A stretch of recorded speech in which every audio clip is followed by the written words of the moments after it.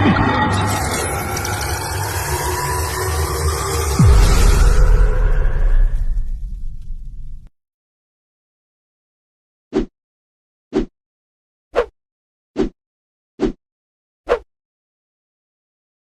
जीता जागता उदाहरण है जो समस्त मानव समुदाय के लिए एक बहुत ही सुगम और प्रचलित केंद्र है। आज मैं आपको अवगत करवाने जा रहा हूं कि आने वाली 9 सितंबर 2025 को बाबा बजरंग दास जी महाराज का 36वां निर्वाण पर्व या 36वीं उनकी पुण्यतिथि को हम लोग बड़े ही धूमधाम से सर्व समाज के सहयोग से आयोजित करने जा रहे हैं, जिसमें इस बार जो हमारा मेले की जो युवा कार्यकारिणी है उनके बारे में पहले मैं आपको थोड़ा सा अवगत करवा देता हूं। जैसे कि अशोक सिंह जी शेखावत, आप इस बार मंदिर के जो मेले का जो कार्यक्रम है उसमें कोषा अध्यक्ष के रूप में आपको चयनित किया गया है। आदरणीय सुमेर सिंह जी शेखावत, आप भी कार्यकारिणी के सदस्यों में से मुख्य कार्यकर्ताओं में हैं।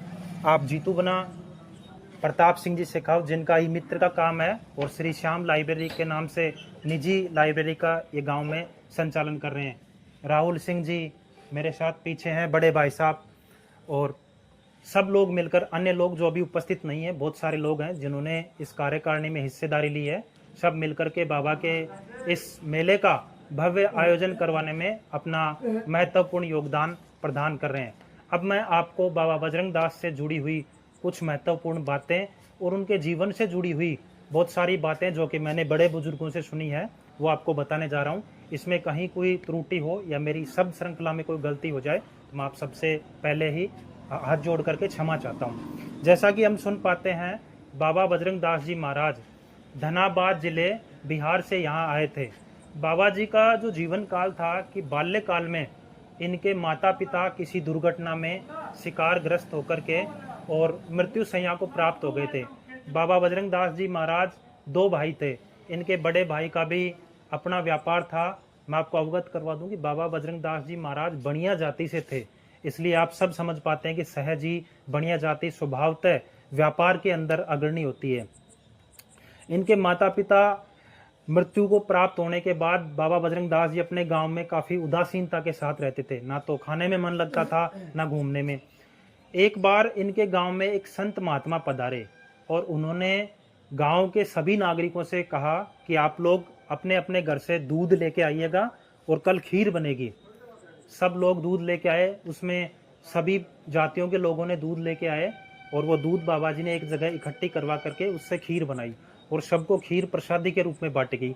कुछ लोग थे जिन्होंने खीर का प्रसाद लेने से इनकार कर दिया, तो उसी समय में जो भंवरा मोह जिनको हम कहते हैं, मधुमक्खी, वो वहां पर अचानक से हमला किया और काफी लोग जिन्होंने खीर का प्रसाद ग्रहण नहीं किया था वो लोग घायल हो गए। इस चमत्कार को देख करके बाबा बजरंग दास जी के मन में एक अद्भुत सी विचारधारा पैदा हुई उन संत के प्रति। जब सारे लोग जाने लगे, बाबा जी ने ऐसा चमत्कार किया कि वो लोग ठीक भी हो गए। उसके बाद बाबा जी जब वहां से जाने लगे तो बजरंग दास जी उनके पीछे पीछे हो लिए। थोड़ी दूर पहुंचे तो उन महात्मा ने पूछा कि बालक तू कहाँ जा रहा है और क्या आपका नाम है? तो बाबा जी ने परिचय दिया कि मेरा नाम बजरंग है और मेरे माता पिता बाल्यावस्था में मुझे छोड़ करके और स्वर्ग लोक सिधार गए। तो बाबा जी ने कहा कि अभी आप मेरे पीछे क्यों रहो? बाबा जी ने कहा, बजरंग दास जी महाराज ने, कि अभी मेरा कोई सहारा नहीं है और महात्मा जी मैंने आपका चमत्कार देखा तो मेरे हृदय में एक अलग ही चेतना जागृत हुई है, इसलिए मैं चाहता हूं कि आप मेरे गुरु बने और मैं जो है संसार की सेवा, आध्यात्मिकता का ज्ञान प्राप्त करने के बाद इस मानव जाति समुदाय को उद्धार की ओर ले जाने का कार्य करूं। तो बाबा जी ने कहा कि आपके दिल में कहीं ना कहीं कोई मोह अभी भी अटका हुआ है। तो बाबा जी ने, बजरंग दास जी ने कहा कि महाराज मेरे पास ऐसा कोई मोह नहीं है। तो उन महात्मा ने कहा कि आपके पास अभी 4000 रुपए और कपड़े जो हैं वो आपके पास हैं, क्योंकि उस समय बजरंग दास जी के हिस्से में जो इनका व्यापार खत्म हो गया था, तो इनका जब बंटवारा हुआ, इनके भाई जो थे तो इनके हिस्से में कुछ पैसे 4000, मैंने एक संख्या बताई है, हो सकता है कम ज़्यादा भी हो सकती है, लेकिन कुछ पैसे और कपड़े थे। तो बजरंग दास जी ने उन पैसे और कपड़ों को वहीं पर जला के महात्मा जी के पीछे हो लिए। बाबा बजरंग दास जी ने महात्मा जी से आध्यात्मिकता के क्षेत्र में काफ़ी ज्ञान प्राप्त किया और उसके बाद बाबा बजरंग दास जी ने जयपुर में कौशल्या दास जी की बगीची है, वहाँ पर आकर के ज्ञान प्राप्त करना प्रारंभ किया। उनके बाद वहाँ से परिपूर्ण होकर बाबा बजरंग दास जी महाराज शाहपुरा के पास में त्रिवेणी जगह है, जहाँ पर बाबा भगवान दास जी महाराज और इनके गुरु भाई नारायण दास जी महाराज की तपोस्थली है। वहाँ पर आके इन्होंने ज्ञान प्राप्त किया। उसके बाद में बजरंग दास जी महाराज वहाँ से भाकरी गांव जो है करौली से 5 या 7 किलोमीटर की दूरी पर है, वहाँ पधारे। तत्पश्चात महात्मा जी ने करौली गांव में आए और करौली गांव में आने के बाद करौली गांव जो है अरावली पर्वत की तलहटी में बसा हुआ है और यहाँ पर राजपूत बाहुल्य जो है, बाकी तो सभी वर्ग और सभी जातियों के लोग हैं, लेकिन राजपूत समाज की बाहुल्यता कुछ ज़्यादा है। इसलिए यहाँ के बड़े बुजुर्गों ने, राजपूतों ने, जिनको हम ठाकुर साहब कहते हैं, उन्होंने बाबा बजरंग दास जी को आवभगत की और इनसे पूर्व एक बाई जी का तिबारा बना हुआ है, उनमें बाबा जी के रुकने और ठहरने की व्यवस्था की। यहाँ के बहुत सारे लोगों ने बाबा जी को आटा और जो भी भोजन संबंधित सामग्री थी वो यहीं पर, उस समय घड़े का जो सिस्टम था तो घड़े में इनके जरूरत का सामान डाल के बाबा जी के पास रख देते। बाबा जी ने तपस्या की, दिन दुगनी रात चौगनी बाबा जी परमपिता परमात्मा की उस भक्ति में इतने लीन रहते थे कि बाबा जी आध्यात्मिकता के क्षेत्र में बढ़ते हुए ही जा रहे थे। फिर बाबा जी ने सोचा कि मैं पंचधूनी तपूं। बाबा जी ने पंचधूनी तपने का कार्यक्रम किया, लोगों से बात को अवगत कराया, लोगों ने चंदा भी दिया और कहा जाता है कि प्रथम भंडारे के रूप में बाबा जी ने मोहन भोग, जिनको हम सीरा भी कहते हैं देसी भाषा में, मोहन भोग विशेषतर आटे का बनता है, उनकी व्यवस्था की। जब गांव के लोग यहाँ प्रसाद जीमने के लिए आए तो कहा जाता है कि एक जो बड़ा तसला जो होता है जिसमें मोहन भोग को रखा गया, वो गांव के जब आधे से भी कम लोग प्रसादी प्राप्त किए तब वो तसला आधे से ज़्यादा समाप्त हो चुका था। तो कुछ जो चुनिंदा लोग थे उन्होंने आके बाबा जी के पास कहा कि महाराज प्रसादी तो समापन की ओर है और गांव जो है अभी आधे से ज़्यादा बचा हुआ है, आप कुछ कीजिए। तो कहते हैं कि महात्मा जी ने अपना जो चिमटा था वो उस मोहन भोग के बीच में लगा दिया और लाल कपड़ा डाल दिया और बाबा जी ने कहा कि आप इस चिमटे और लाल कपड़े के साइड से ही आप ये प्रसादी सबको खिलाइए।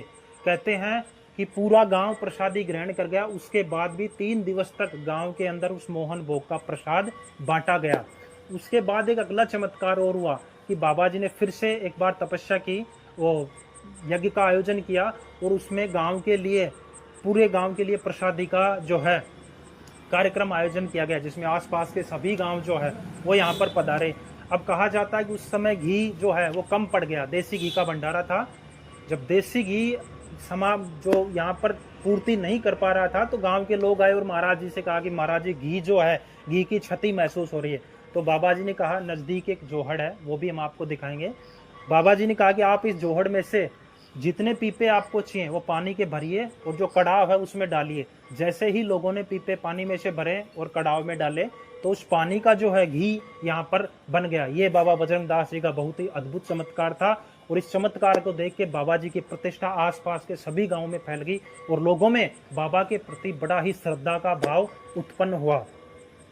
कहते हैं उसके बाद में बाबा जी ने कुछ दिन, वो कहते हैं ना, आई मौज फकीर की और दिया चौंपड़ा फोंक।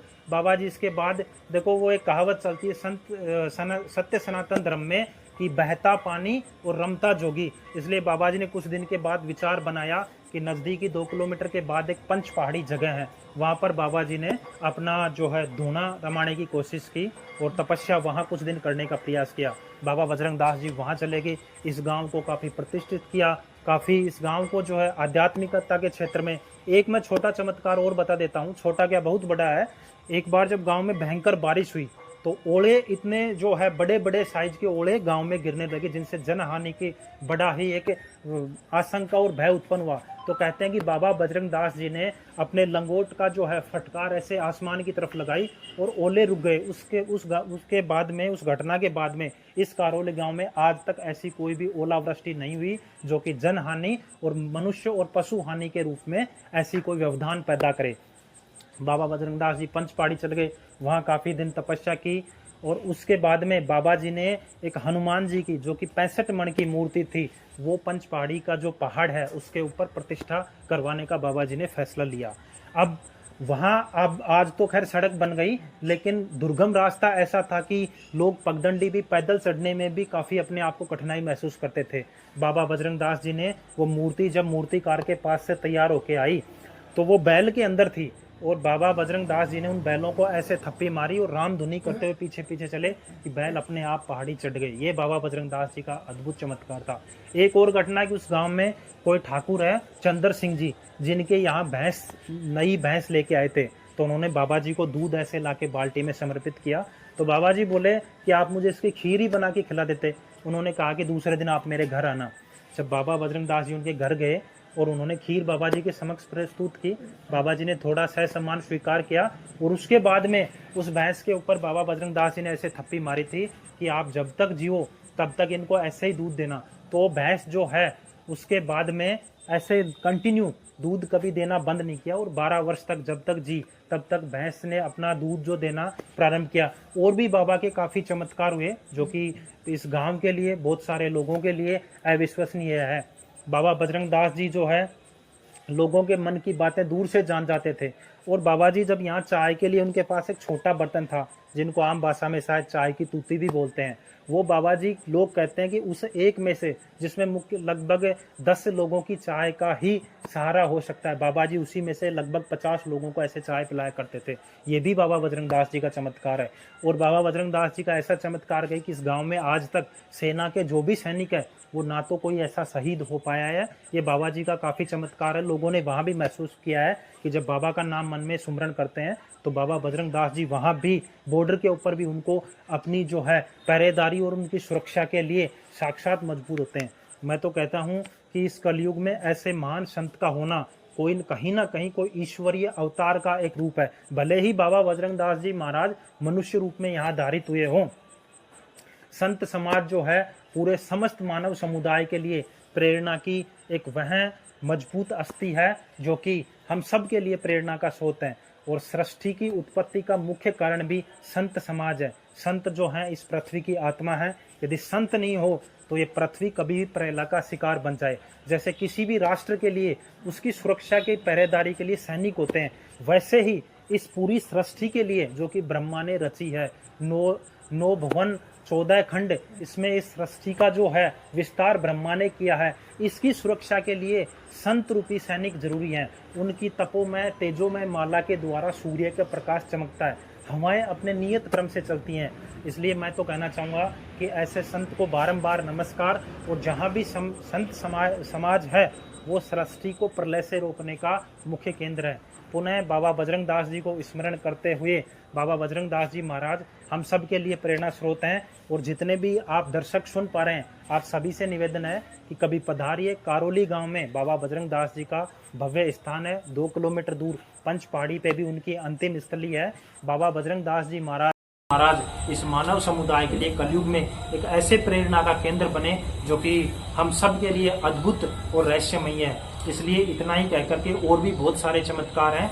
ये सब कहते हुए मैं अपनी वाणी को बाबा बजरंग दास जी महाराज के चरणों में दास जी महाराज की जय।